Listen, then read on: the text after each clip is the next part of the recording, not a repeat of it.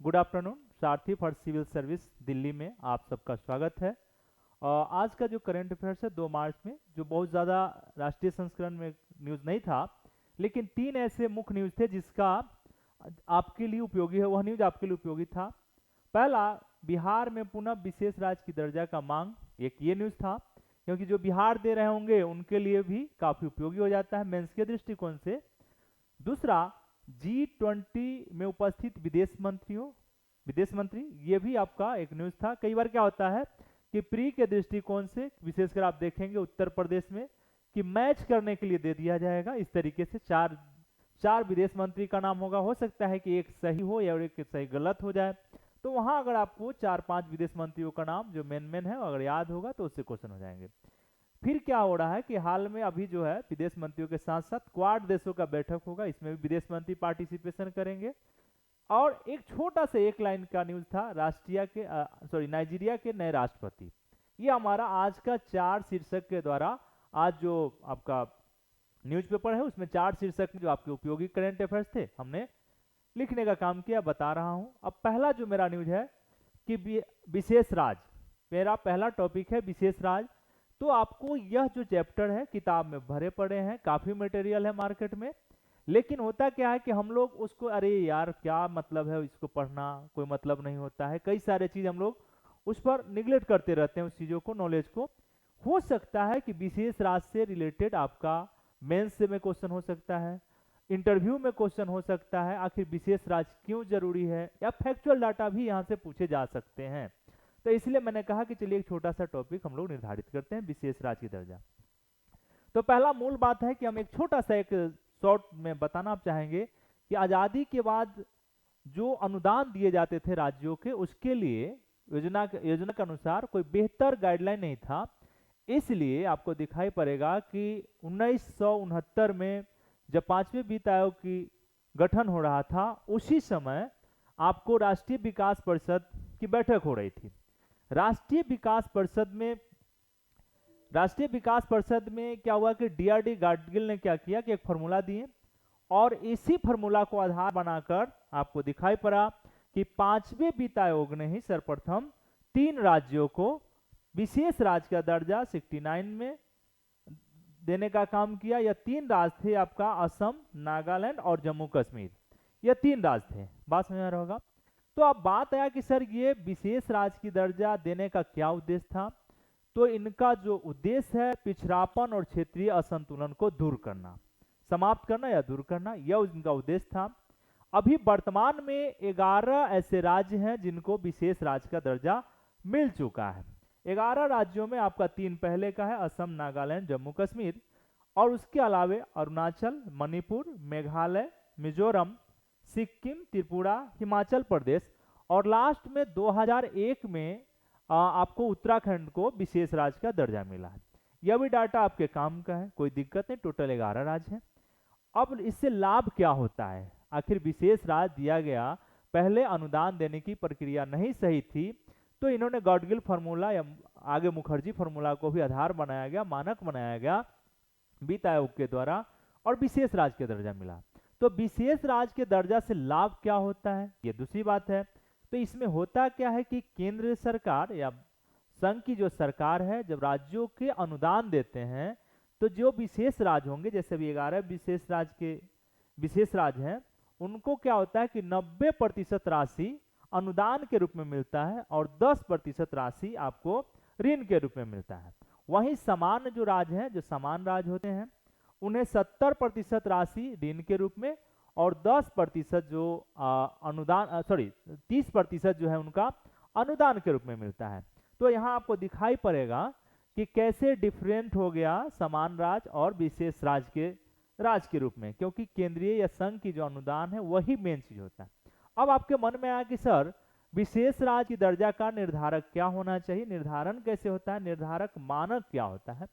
तो इसके लिए कुछ मानक बनाए गए हैं कि वह राज्य, वह उस प्रकार के राज्य को, भारत के उस राज्य को विशेष राज्य का दर्जा दिया जाएगा जो पर्वतीय भूभाग से उनकी सीमा लगा हो, पर्वतीय भूभाग के राज्य हो। दूसरा, कि अंतर्राष्ट्रीय सीमा लगा हुआ हो। तीसरा, कि प्रति व्यक्ति आय क्या हो उनका कम हो। चौथा, कि वह जनजाति क्षेत्र हो और उनका जनसंख्या घनत्व या जनघनत्व भी कम हो, यह भी मानक होता है। आधारिक ढांचा कमजोर है, आधारिक ढांचा क्या है, कमजोर हो, और साथ ही वह राज्य क्या हो, पिछड़ा हुआ हो।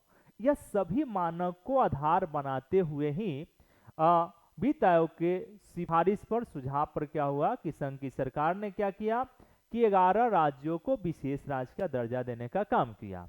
अब जो यह तो मैंने एक सीक्वेंस में छोटा सा डाटा मैंने प्रोवाइड कराया है जो आपके एग्जाम के दृष्टिकोण से आवश्यक है। अब मैंने एक इसी जगह आपको मेंस का मैंने क्वेश्चन लिख दिया है, क्योंकि अभी जो नया सिलेबस बीपीएससी ने डिजाइन किया है उसमें आपको पेपर 1 और जीएस पेपर 2 में आप देखेंगे कि पहला क्वेश्चन शॉर्ट क्वेश्चन होगा, आपका 38 नंबर का होगा, लेकिन शॉर्ट क्वेश्चन होगा। तो शॉर्ट क्वेश्चन में हो सकता है कि 15, 15 और 30 और 8 इस तरीके से निर्धारित होंगे।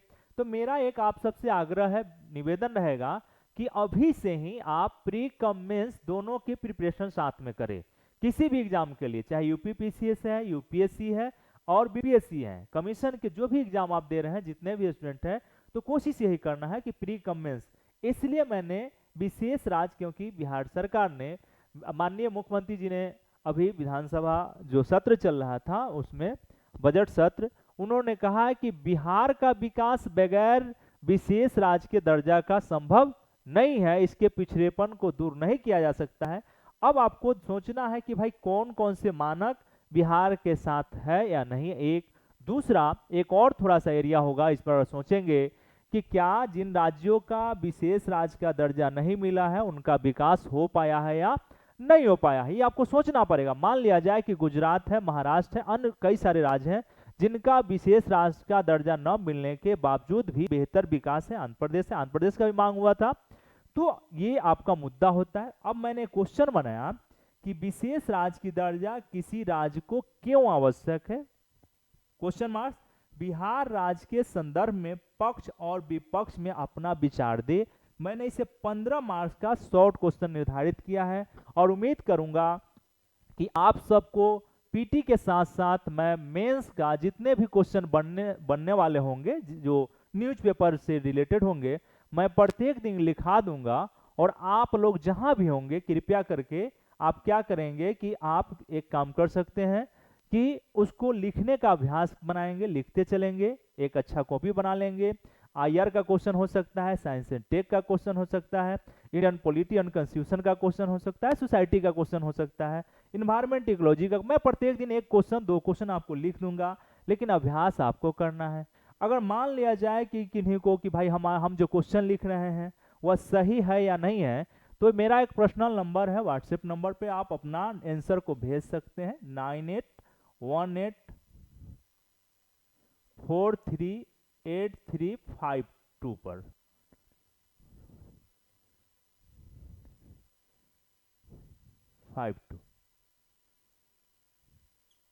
इस पर आप अपना आंसर भेज सकते हैं, मैं फीडबैक जरूर दे दूंगा, इतना निश्चित है, निश्चित रहेंगे आप।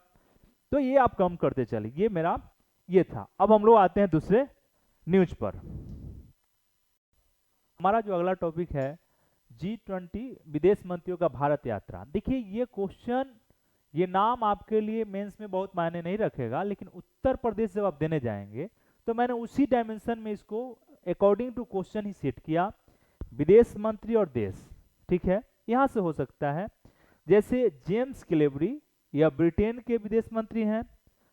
सरगई लावरेव, आपको रूस का, ये काफी चर्चा में था, ठीक है, हमेशा लावरेव साहब का चर्चा होते रहता है। तीसरा जोसेफ बोरेल।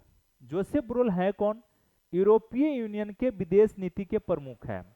पूछ दे आपसे यूरोपीय यूनियन के विदेश नीति के प्रमुख कौन है, तो जोसेफ बोरेल, ध्यान रखने की जरूरत है।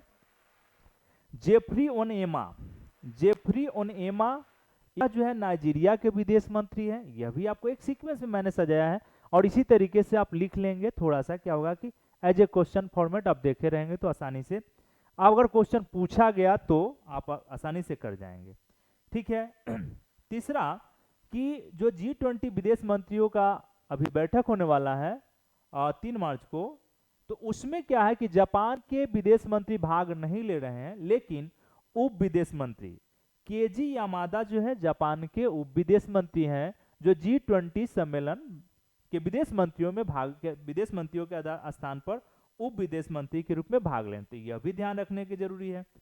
साथ ही इस बैठक में क्या है कि 9 विदेश मंत्री और कुछ देशों के उप विदेश मंत्री और साथ ही 13 वैश्विक संगठन के अधिकारी इसमें भाग ले रहे हैं। तो इतना डाटा आपको याद रखने की आवश्यकता है, कोई दिक्कत नहीं है। एक और न्यूज था आपका क्वाड देशों का बैठक दिल्ली में हो रहा है, लेकिन मेन बैठक ऑस्ट्रेलिया में होगा। तो पहला कि क्वाड का गठन हम थोड़ा सा बता दे रहे हैं कि वर्ष 2017 में क्या हुआ कि 4 देश भारत, जापान, ऑस्ट्रेलिया, अमेरिका के द्वारा चतुर्भुज का गठन किया गया था। पहला स्टेटमेंट याद रखिएगा, 4 देश हैं और पूछा भी गया है। इस पर क्वाड से रिलेटेड कई बार मेंस में और यूपीएससी मेंस में, बीपीएससी मेंस में, यूपीपीसीएस में भी पूछे गए हैं, लेकिन फिर भी आपके आईआर का सेगमेंट है तो इसको ध्यान रखने की जरूरत है, या इंटरव्यू के दृष्टिकोण से भी जरूरी है। एक कि 2017 में 4 देशों ने मिलकर इसका गठन किया था। एक दूसरा, इसका उद्देश्य था मुक्त और स्पष्ट और समृद्ध हिंद प्रशांत क्षेत्र को सुनिश्चित करना तथा उसका समर्थन करना। कारण क्या था कि इंडो पैसिफिक क्षेत्र में चीन का दादागिरी हमेशा बना रहता है, इसलिए उसे संतुलित करने के लिए ट्रेड एंड कॉमर्स बेहतर हो, हिंद प्रशांत क्षेत्र का विकास बेहतर हो सके, उस देशों का ट्रेड कॉमर्स में कोई बाधा ना हो, इसलिए इस संगठन का क्वाड का गठन किया गया था। एक चीज और ध्यान रखना है कि इसमें चारों जो देश हैं, चारों वह G20 के भी सदस्य हैं, ठीक है। अब क्वाड का वार्षिक बैठक ऑस्ट्रेलिया में होने वाला है, ठीक है। इसमें क्या होगा कि जापान के विदेश मंत्री योशिमासा हयाशी, जापान के विदेश मंत्री कौन है भाई, योशिमासा हयाशी भाग लेने आ रहे हैं, या लेकिन G20 के विदेश मंत्रियों का जब बैठक होगा उसमें भाग नहीं लेंगे। इस संगठन का जो निर्माण किया गया था चीन के आक्रामकता के कारण ही, क्योंकि उसे संतुलित करना बहुत जरूरी है। अगर वह संतुलित नहीं होगा तो वैश्विक अशांति पूरे विश्व को प्रभावित करता है, जैसे कि आज देख सकते हैं रूस और यूक्रेन समस्या, क्योंकि रूस और यूक्रेन की जो समस्या है पूरे विश्व को प्रभावित कर रहा है। तो ये आपका न्यूज था क्वाड देशों का बैठक जो दिल्ली में हो रहा है, इसमें विदेश मंत्री लोग पार्टिसिपेशन करेंगे। तो ये छोटा सा डाटा था, यह भी याद रख लेना चाहिए। एक लाइन का एक और न्यूज है, नाइजीरिया के नए राष्ट्रपति बोला टिनुबू उनका नाम है, नाइजीरिया के नए राष्ट्रपति बनाए गए हैं। तो उम्मीद करता हूं कि आज का जो करंट अफेयर्स है आपके लिए बहुत उपयोगी साबित होगा। और कृपया प्लीज आप सबसे रिक्वेस्ट है कि आप जब यूट्यूब पे सारथी फॉर सिविल सर्विस के माध्यम से करंट अफेयर्स को सर्च करेंगे तो कृपया प्लीज सब्सक्राइब करें और लाइक करने के साथ साथ आप मुझे सुझाव भी दे सकते हैं कि और कैसे इसको बेहतर किया जा सकता है। बहुत बहुत धन्यवाद।